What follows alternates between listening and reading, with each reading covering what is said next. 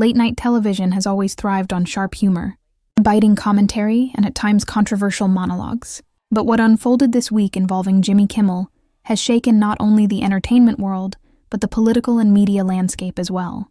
What began as another seemingly routine night of late-night television, one where Kimmel, known for his sardonic wit and willingness to take on hot-button topics, delivered his typical monologue, quickly spiraled into a national controversy. Now, the comedian finds himself at the center of a firestorm that has reignited debates about free speech, corporate accountability, media ethics, and the deepening divide in American politics.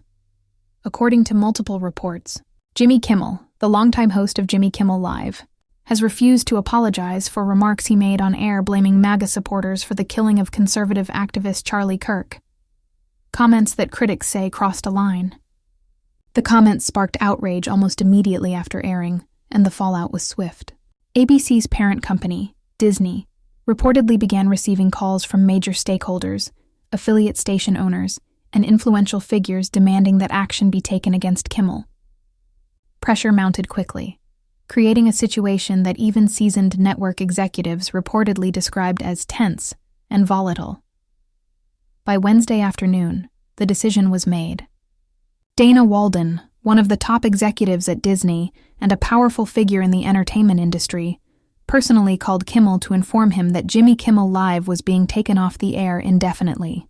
Sources told Deadline that this call was not just a standard business communication, but a moment filled with tension. Kimmel, who has never shied away from confrontation or controversy, reportedly stood firm during the conversation, making it clear that he had no intention of issuing a public apology. This refusal was not merely a moment of stubbornness, sources suggest, but rather a deliberate stance that Kimmel felt compelled to take on principle. According to those familiar with his thinking, Kimmel believes his comments were taken out of context, and that apologizing would be tantamount to conceding that he had maliciously attacked Kirk or his family, something he insists was never his intention. He reportedly told colleagues and confidants that he felt his job as a comedian and commentator was to shine a light on hypocrisy and challenge political narratives, even when doing so invited backlash. But Disney executives were facing their own crisis. The company, which has endured multiple controversies over the past several years regarding its handling of political issues and its perceived stances on culture war topics, was reportedly worried about what would happen if Kimmel continued down this path. Sources told Deadline that executives believed that if Kimmel doubled down on his criticism of the MAGA gang and refused to clarify his remarks further, the company would be forced into taking even harsher action, potentially leading to a permanent severing of ties. This was no small decision.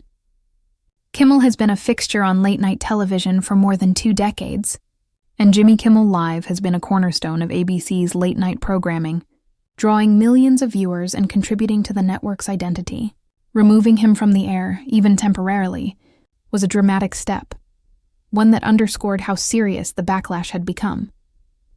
To understand why this controversy became such a flashpoint, one has to understand the figure at the center of it, Charlie Kirk.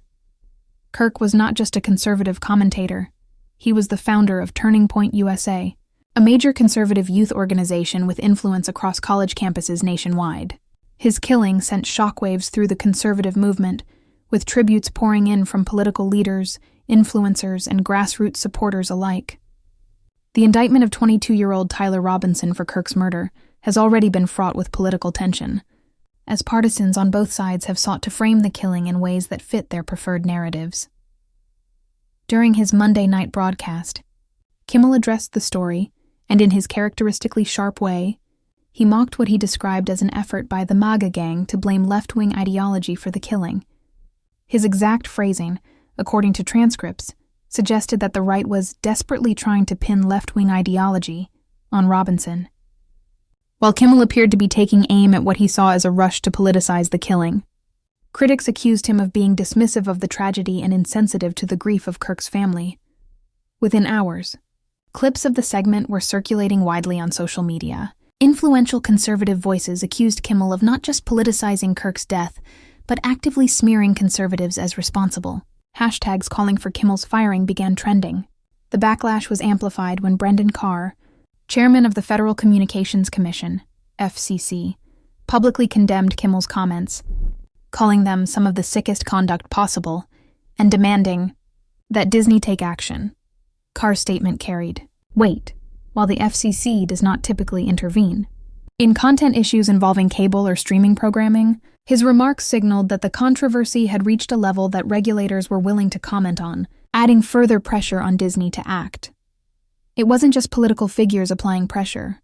Sinclair Broadcast Group and Nexstar Media Group, two of the largest owners of ABC affiliate stations in the country, reportedly contacted Disney directly, expressing outrage and threatening to pull Jimmy Kimmel Live from their lineups unless action was taken. In an extraordinary move, several affiliates began preempting the show altogether, replacing it with reruns or alternative programming.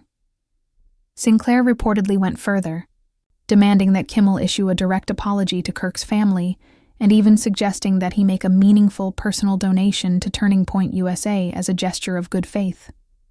This demand became a new point of contention, with supporters of Kimmel arguing that such a move would set a dangerous precedent for corporate and political groups to financially pressure comedians and commentators into submission. Behind the scenes, sources say Kimmel wrestled with the fallout but ultimately concluded that apologizing would do more harm than good, not just to his own credibility but to what he sees as the principle of speaking freely about political issues.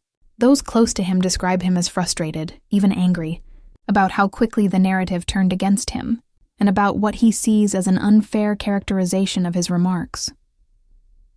The question now hanging over Hollywood and the political world is whether Kimmel will ever return to his late-night perch.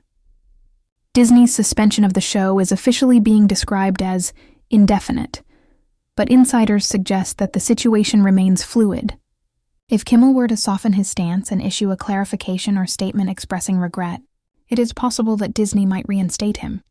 But if he continues to refuse, the network may be forced to find a permanent replacement, a move that would end one of the most significant eras in ABC late-night history. The larger implications of this controversy extend far beyond Kimmel himself. It touches on questions of how far networks should go in policing the speech of their talent, particularly when that speech intersects with sensitive political and cultural issues.